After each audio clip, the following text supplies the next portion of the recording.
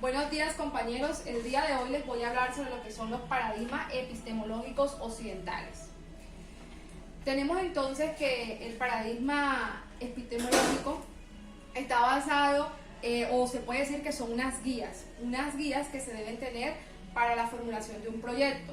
Entonces podemos decir como manera introductoria de que todo investigador, cuando va a iniciar la formulación de su proyecto, debe tener o debe predeterminar y estar posicionado en un determinado paradigma. ¿Por qué? Porque este lo que va a hacer es que le va a guiar su proceso investigativo. Decía Govan Lincoln en 1994 que no se puede entrar en el terreno de la investigación sin tener esa percepción y ese conocimiento que se adquiere a través de un paradigma. ¿Por qué? Porque este nos direcciona y aproxima al investigador en ese fenómeno de estudio que va a realizar. Para hablar del concepto de paradigma, vamos a desglosar las palabras. Entonces vamos a hablar un poco de conocer más de qué es paradigma y un poco de qué es conocer epistemología. Entonces tenemos que paradigma es el conjunto de creencias y preconcepciones que pueden ser de ende filosófico, teológico, religioso, en fin, de cualquier índole, y que en cierta época determinada fueron compartidas por una comunidad de científicos en un sentido amplio y que equivale a un punto de vista y a un enfoque. Entonces podemos decir bajo este concepto de que la epistemología, el paradigma lo que busca o que nos sirve es como una guía que nos sirve de ayuda al momento de enfocar nuestra investigación científica. A partir de ese paradigma vamos a tomarlo como un punto de partida a la investigación que nosotros vamos a realizar. Por eso se hace indispensable tener un paradigma como punto de inicio, que nos guíe hacia ese punto de partida en el que se va a basar nuestra investigación. Este término empezó a utilizarse en la filosofía de la ciencia a partir de la obra de Thomas Kuhn, llamada La estructura de las revoluciones científicas en 1962. Este defendía la tesis de que la historia de la ciencia, la historia de la sociedad y la historia de la política estaba denominada por un conjunto de momentos. ¿Y cuáles eran esos momentos? Decía que había unos momentos en los que compiten varios modelos explicativos, un momento en los que dominan un conjunto de ideas y un momento en que los nuevos puntos de vista sustituyen puntos de vista anteriores. Tenemos que, para este concepto de paradigma en la parte occidental, fueron manejados por muchos ilustrados, que cada quien definía y daba un concepto propio de lo que era paradigma, pero que a la vez estaban concatenados, seguían como esa línea y no tenían como elemento común de que al fin y al cabo un paradigma era ¿qué? Una guía. Entonces podemos decir que Peyton en 1990, él comparaba el paradigma como, así esa metáfora, como unas gafas que permitía visualizar más allá de lo que la investigación nos dejaba ver. Él indicaba que esas gafas, en este caso el paradigma, es lo que le permite al investigador poder ver la realidad desde una perspectiva más amplia y en una gran medida.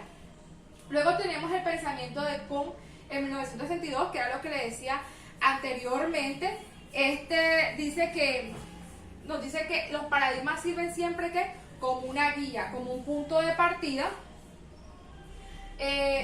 para la problemática que se va a plantear en un proyecto de investigación, en la formulación de un proyecto de investigación. Medina nos decía entonces que el paradigma estaba basado en lo que era un dualismo, entre lo que era la mente, el cuerpo, lo eterno, lo infinito, y nos daba que la naturaleza humana genera una concepción y una percepción acerca de ese dualismo, y que ese dualismo es el que se utiliza en medio de la investigación científica para poder determinar ese proyecto como tal. Él nos indicaba de que se iba más por la parte racional del ser humano. Él miraba al ser humano y todo ese aporte que él daba a la ciencia, y que esa guía era la que determinaba lo que se iba a estudiar en el proyecto. Cuban y Lincoln dicen que existen diferentes paradigmas, pero que al igual estos sirven como sustentos para los procesos investigativos, y que esto se basa más que todo en el positivismo y el pospositivismo, en la razón, en la parte teológica, en la parte filosófica, en la parte cualitativa y en la parte cuantitativa. Ahora conozcamos un poco de lo que es el concepto de epistemología. La epistemología tiene un objeto de estudio que es el de las ciencias, preguntándose sobre qué es la ciencia y discutiendo la naturaleza del método y del valor del conocimiento. La reflexión epistemológica se impone ante todo investigador que pretende efectuar una investigación rigurosa, pues permite asegurar la validez y la legitimidad de una investigación. Entonces tenemos que la epistemología lo que busca es el estudio profundo de todas esas ciencias o esas ramas de la ciencia que sirven como aporte, porque tenemos que tener claro que todos esos aportes que hace la ciencia y que ya les han fundado son los que se utilizan como paradigmas para utilizar como base y guía en el proceso de investigación. Entonces tenemos que existen 4 paradigmas epistemológicos, que son el teológico, el filosófico, el paradigma positivista y el paradigma postpositivista. Pero también nos indican que además de esos paradigmas mencionados anteriormente, también se califican en cuantitativos y cualitativos. Vamos entonces ahora a realizar un parangón en lo que tiene que ver con esos paradigmas cuantitativos y esos paradigmas cualitativos. Entonces decimos que la base epistemológica del paradigma cuantitativo es el positivismo y el funcionalismo, mientras que en el cualitativo es la fenomenología histórica e iteracionismo simbólico. El paradigma cuantitativo hace énfasis en la deducción, en conceptos operativos y medición objetiva, mientras que el cualitativo hace en la inducción, conceptos orientativos, comprensión y explicación. Podemos decir entonces que el cuantitativo es más práctico, mientras que el cualitativo es más argumentativo, más teórico. Recogida de la información, esta se ve en una estructura sistemática, o sea que está realizada por procesos, y esta en el cualitativo nos permite decir que es flexible, que permite diferentes métodos para recopilar esa información. Los análisis en la cuantitativa es estadístico, es descriptivo, es cuantificable de la realidad social.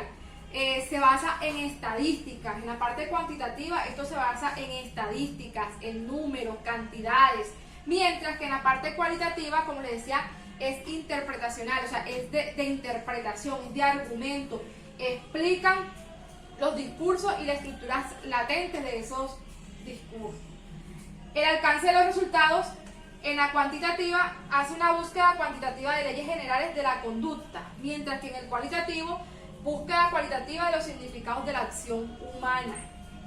Aquí estudiamos la conducta y acaba basado en esas acciones humanas.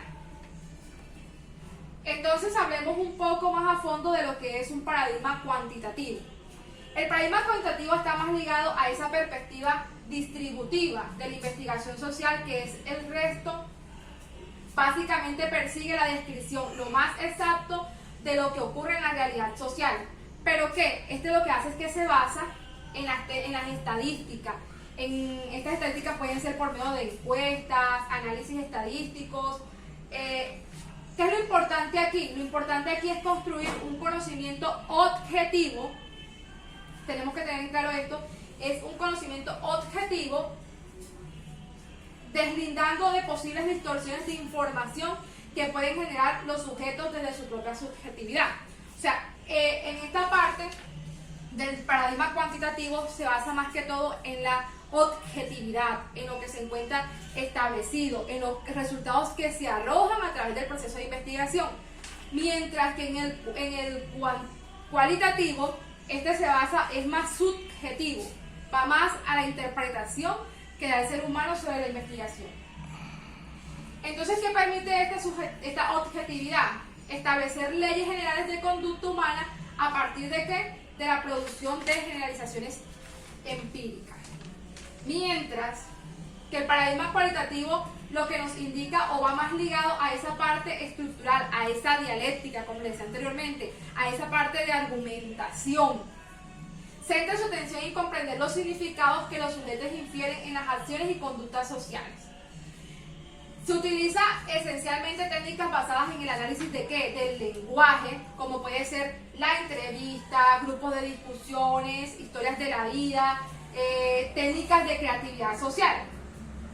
Aquí lo importante es cuantificar la realidad o distribuirla en clasificaciones, sino comprender y explicar que la estructura latente de la sociedad, que hacen esos procesos sociales se desarrollen.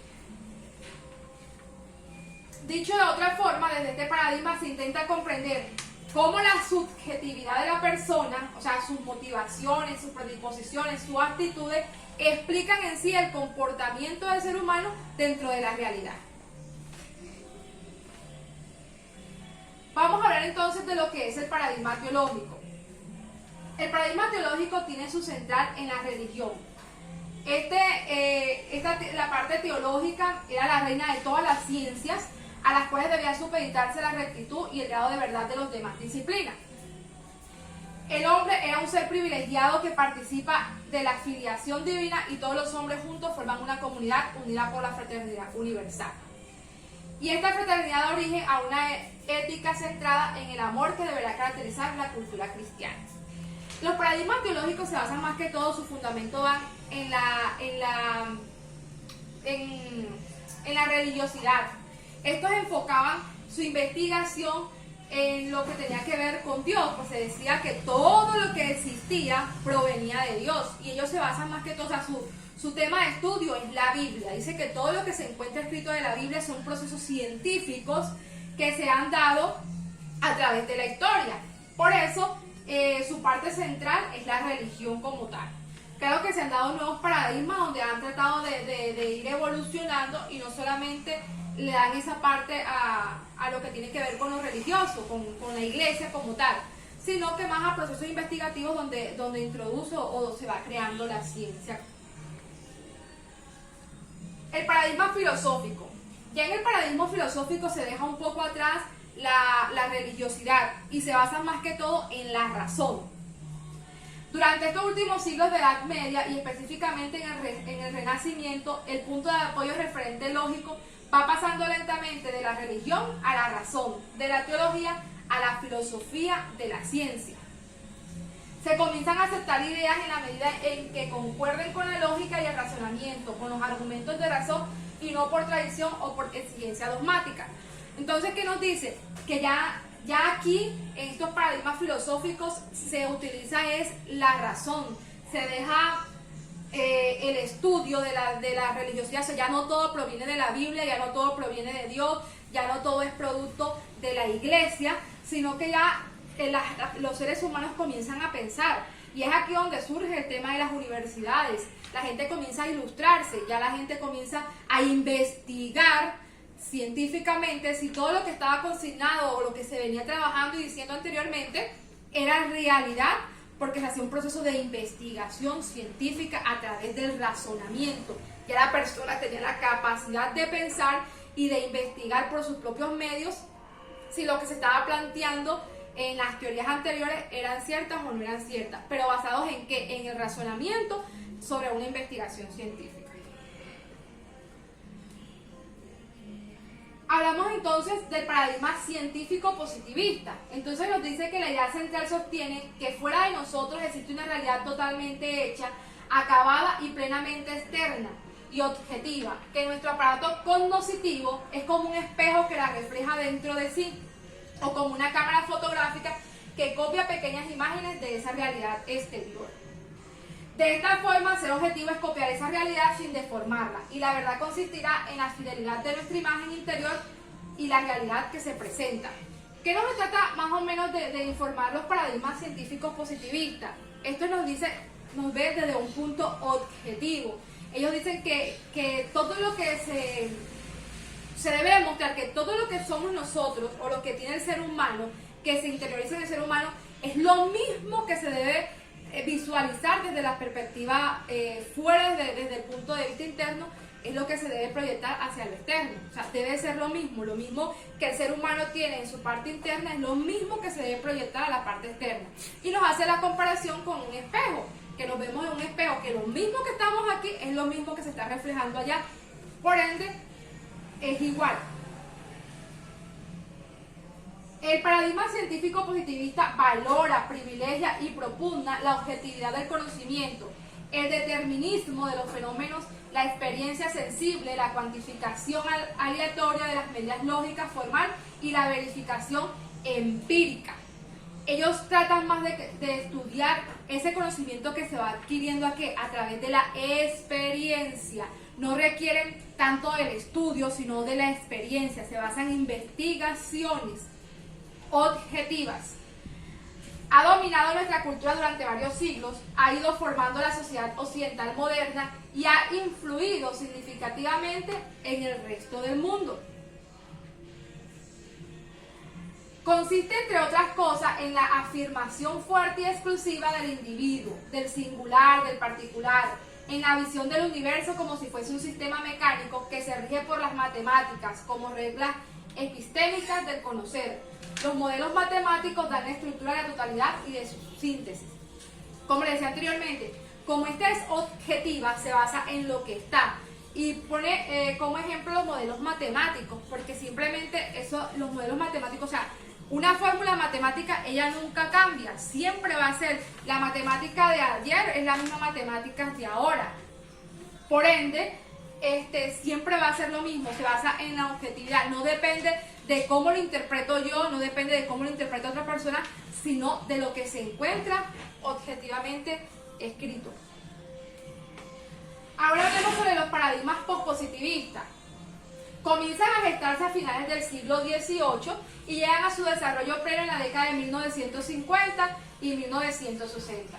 Efectúa un rescate del sujeto y su importancia. La observación no sería pura e inmaculada, sino que implica una inserción del observado en un marco referencial o de fondo, constituido por nuestros intereses, valores, actitudes, creencias que le otorgan sentido a todo lo que tiene para nosotros.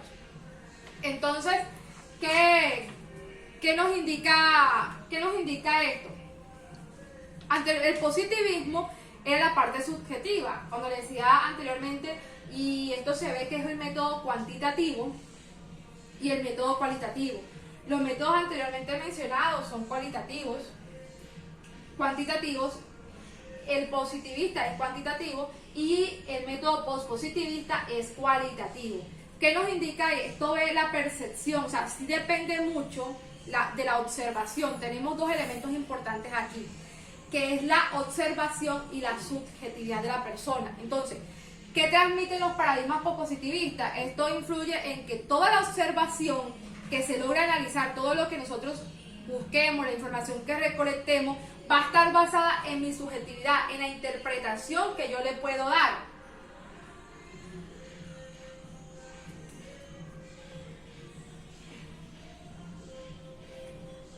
Los paradigmas consisten, entre otras cosas, en la afirmación fuerte y exclusiva del individuo, del singular, del particular, en la visión del universo como si fuese un sistema mecánico que se rige por las matemáticas como reglas epistémicas. Al conocer los modelos matemáticos dan estructura a la totalidad de la síntesis.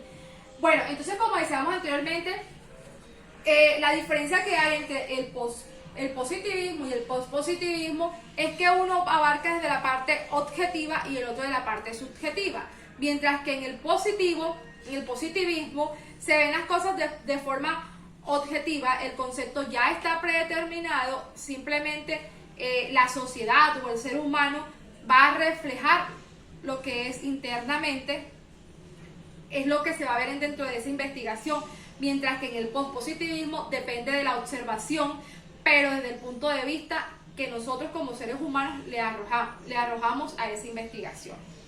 Esto es todo. Muchísimas gracias.